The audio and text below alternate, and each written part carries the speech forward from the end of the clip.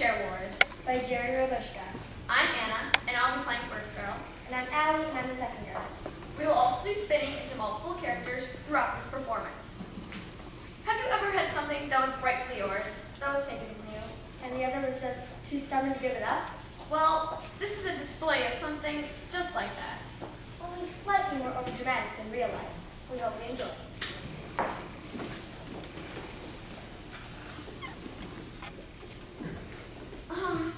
Excuse me, but I was sitting there. Excuse me, but you, weren't. Well, yes, I, was. Since when were you last in this chair? When they signed the Declaration of Independence? I've been in it all day. I've been sitting here an hour, and you haven't even been in the, room. Well, that's because I was busy. But everybody in this laundromat knows I've been in that chair. That's why nobody was in there when you got there. Now, get up. Well, no. You relinquished your rights in this chair when you left it. You probably left your dog in the car of it. Chicken salad out in the July heat, and your fiancé at the altar. Oh, I'll be back, honey. I saw on date other men and find myself. That seat was saved. Correct. So you agree? Of course I do. I agree. It's safe for the next person who wants to, use it. Well then, let's ask. Miss. Well, that was her chair. You're right. It was, but no longer. She's been using it all day. I highly doubt that, since I've been sitting here an hour without incident. I was going to complain, but I was hoping you'd get up before she came back. Why is this even important to you? Protocol and common decency. You're trampling on her inalienable human rights. Jealousy and lost opportunity. You want to sit here, but since she hogged it all day, you've been stuck in the chair with the wobbly legs. I got it next, and since you missed your chance, you just don't want anyone else to have it. You're a very bitter woman. Well, the view is nice from here. You can see the triple washer and the soaps on TV. Those aren't soaps, it's high school soccer. Run them over, you simpleton. I love high school soccer.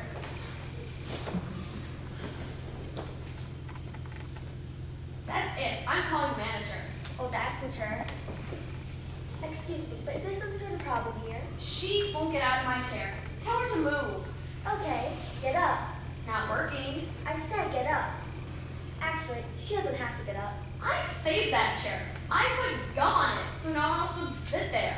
Then she can't get up. She's probably stuck to the seat and too embarrassed to admit it. I want my gum back. She's sitting on it. It was my last piece. Get some more. We have a machine. Fried rolls of gum and fried snacks, only slightly overpriced. I spent all my money on the triple washer and I lose my chair.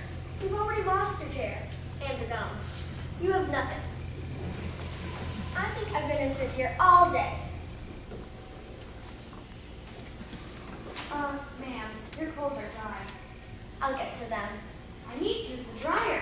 Poof off! I'm not getting up. See? She doesn't even need the dryer. She's just keeping it from me out of pure malice. I'm stuck to it thanks to you and your stupid gum. I told you I wanted it back. Gross! I've been sitting on it for an hour. Don't talk to me about gross. I can put my mouse dissection product on it, or a whole can of SpaghettiOs on there if I want. You still eat those? I stopped when I was 9. Yeah, I had to go for some, but then you'd have to get out of my chair. Ma'am, I need to use the dryer. She's a squatter. How do we make her get out? If you don't get up, I'm going to take your clothes out of the machine and throw them onto the floor. Now that's selfish. If you're going to throw her clothes on the floor, you are going to have to iron them. Iron them? They wouldn't even wrinkle if she would just get up to get them. Which she won't because she doesn't want me to have her chair. It's not inconvenient for her to sit there. It's spite. It's unbridled maliciousness. She has issues she can't let go of, and she's playing them out over a power struggle over furniture and large appliances. She's going to grow older and become a spinster. It's a poverty of morality. It's an atrocity. Well, I wouldn't go that far. An irritant, perhaps, but not an atrocity. She's irritating, and that's atrocious. Maybe, but you really don't have a right to that chair. It's Southwest Airlines, not Air Canada. You could have been gone for days. But I wasn't. You could have been. You could have been killed in a car wreck on the way here, or at least hit by a train. You survived, and I'm not with you. Now stop taking her side. I'm not. She needs to get up. You're right, but for the wrong reason. Don't question my motivation. I'll tell you a way to make her move, but you'd just be using my influence for your personal gain. I'm willing to sacrifice my own aspirations to teach you a lesson in manners. She needs slur manners. She? Because she's rude. You think you can be rude as well? What do you do all day? Model your life after everyone else's bad examples? It's all I have to pick from, apparently. She's not gonna move, and you're gonna throw her clothes on the floor. I'd say I come out of this smelling like a lilac.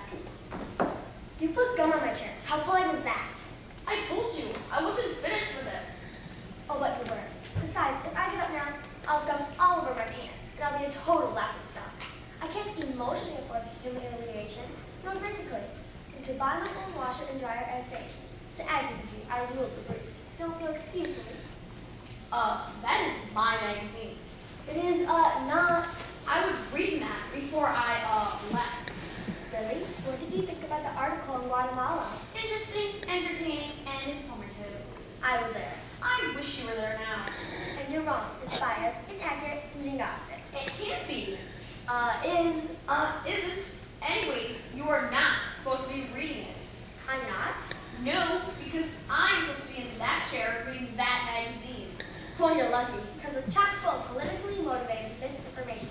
If you finish the article, you'll be dumber than you are already. I'm not dumb. Then how come I'm sane and you're not? How come you're religiously sticking to someone else's chewed up gum? It's probably lost its flavor anyways. Don't you have somewhere else to be? No, not really. Your clothes are dry. No, they're not. When I get up, if I get up, I have to put more quarters into the machine. First I have to get changed, and then I have to put my car or grab a shoe with fabric softener. It's going to take time and organization, and you will all just have to wait for me to finish the chore. So as you can see, I control the laundromat. You're more a prisoner than a queen. The minute you get up, you lose your chair, your magazine, your dryer, and your place in line. We are going to throw your damp clothes on the floor and take over your brutal, illegitimate claim to the throne with a much more stylish and up-to-date load of laundry. It's that, or your face in the future of mildew and old chewed up gum. You are not going to throw my clothes on the floor. We are going to throw your clothes on the floor. Are not. If you take them out, he's going to have to iron them. I am not going to iron your wet, out-of-style garments, particularly not the unmentionables, and definitely not the... That's not fair! I should have thought of this sooner. The minute you gave up your identity, you gave up your chair as well. Sure, it plays with the suspension of disbelief. Not to mention, it takes unfair advantage of a small cat's theater. But no matter, you're up and I'm down. Ha! You, queen? Ha! Queen of the Stardust Laundromat. Queen. Well, it's not like this is the only place to sit. Wow, you are only as half as dumb as I thought you were. Take the wobbly one. Or the three-legged one. Better yet, take the one with the broken seat. Come to think of it, it is the only place to sit. Well, as long as I'm up, can I borrow some quarters? As long as I'm up, can I have my gun back? I don't have it. You must be sitting on it. That's gross. I don't want to sit here anymore. After all this, don't you dare.